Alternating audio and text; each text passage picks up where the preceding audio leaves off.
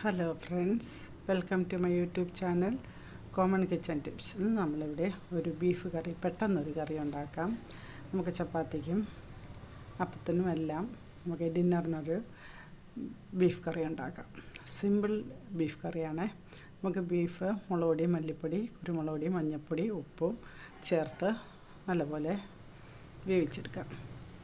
ഒരു വിസിൽ കേട്ടതിന് ശേഷം ഒരു 10 മിനിറ്റെങ്കിലും നമുക്ക് സിമ്മിൽ വെച്ച് വേവിക്കാം. അപ്പം വെള്ളവും ചേർത്ത് ബീഫ് തനിയെ വേവിച്ചെടുക്കാം. ഉപ്പും ചേർത്ത് വിസിൽ കേട്ടിട്ടുണ്ട്. നമുക്കൊരു 10 മിനിറ്റ് സിമ്മിൽ വയ്ക്കാം. ഇതൊരു ഇരുമ്പ് ചീനച്ചട്ടിയാണ്. ഇത് നമുക്ക് എണ്ണ ഒഴിച്ചിട്ട് സവാളയും തക്കാളിക്കും പച്ചമുളകും എല്ലാം വാട്ടിയെടുക്കാം. അതിൻ്റെ കൂടെ ഇഞ്ചി വെളുത്തുള്ളി പേസ്റ്റും കൂടെ ചേർത്ത് വഴറ്റിയെടുക്കാം. നമ്മൾ ഈ ഇരുമ്പ് ചട്ടിയിൽ കറി വയ്ക്കുകയാണെങ്കിൽ പ്രത്യേക ടേസ്റ്റായിരിക്കും. നല്ല ചൂടുണ്ടായതുകൊണ്ട് ആ ചൂടിൽ കിടന്ന് ഇങ്ങനെ മുരിഞ്ഞ് വരുമ്പോൾ ഏത് കറിയായാലും നല്ല ടേസ്റ്റായിരിക്കും. അപ്പം നമുക്ക് സവാള, തക്കാളിക്ക, പച്ചമുളക് വാട്ടിയെടുക്കാം. അതിൻ്റെ കൂടെ ഒരു സ്പൂൺ ഇഞ്ചിയും വെളുത്തുള്ളിയും ചതച്ചും കൂടെ ചേർത്ത് വഴറ്റാം. ഇതൊന്ന് വഴണ്ട് കഴിഞ്ഞതിന് ശേഷം ഇഞ്ചിയും വെളുത്തുള്ളിയും ചേർത്താൽ മതിയാവും.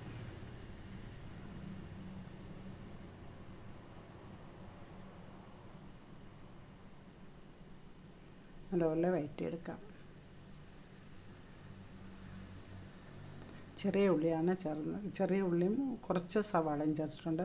കൂടുതലും ചെറിയ ഉള്ളിയാണ് ചേർത്തിരിക്കുന്നത്. ചെറിയ ഉള്ളി ചേർക്കുമ്പോഴാണ് നല്ല ടേസ്റ്റ് വരുന്നത്. അപ്പം നമുക്ക് ഇതിനകത്ത് കുറച്ച് മല്ലിപ്പൊടിയും മുളക് പൊടിയും കൂടെ ചേർക്കാം.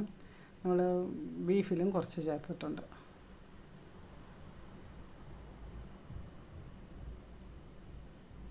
നല്ലപോലെ വഴറ്റിയിട്ട് ആയി പോയി കഴിയുമ്പോൾ കുക്കറിന് നമുക്ക് ബീഫ് ഇതിലോട്ട് ചേർക്കാം. ഇതിൽ കിടന്ന് നല്ലപോലെ വരണ്ട് വരണം. അപ്പോഴാണ് അതിൻ്റെ ടേസ്റ്റ് കിട്ടുന്നത്. കുറച്ച് വെള്ളമൊക്കെ പറ്റി നമുക്ക് നല്ലപോലെ ഇളക്കിയിട്ട് കുറച്ച് നേരം കൂടെ അടച്ച് വയ്ക്കാം. നമുക്ക് മല്ലിയില ഉണ്ടെങ്കിൽ മല്ലിയില ചേർക്കാം, കറിവേപ്പില ചേർക്കാം, തേങ്ങാപ്പാൽ ചേർക്കണമെങ്കിൽ തേങ്ങാപ്പാൽ ചേർക്കാം. അത് നമുക്ക് അല്ലാതെ റോസ്റ്റ് ചെയ്യുന്ന പോലെ എടുക്കാം. അപ്പം നമുക്കിത് കുറച്ച് നല്ലപോലെ തിളച്ചിട്ടുണ്ട്. ഒന്ന് അടച്ച് വെച്ചിട്ട് കുറച്ചും കൂടെ വറ്റിച്ചെടുക്കാം.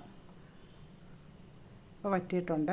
കറിവേപ്പിലയും ചേർത്ത് നമുക്ക് പെട്ടെന്ന് ഉണ്ടാക്കിയെടുക്കാം.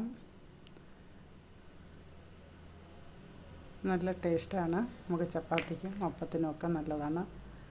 നിങ്ങളിങ്ങനെ ചെയ്ത് നോക്കുക. നിങ്ങൾക്ക് ഇഷ്ടപ്പെടുകയാണെങ്കിൽ ലൈക്ക് ചെയ്യുക, കമൻറ്റ് ചെയ്യുക, ഷെയർ ചെയ്യുക, സബ്സ്ക്രൈബ് ചെയ്യുക.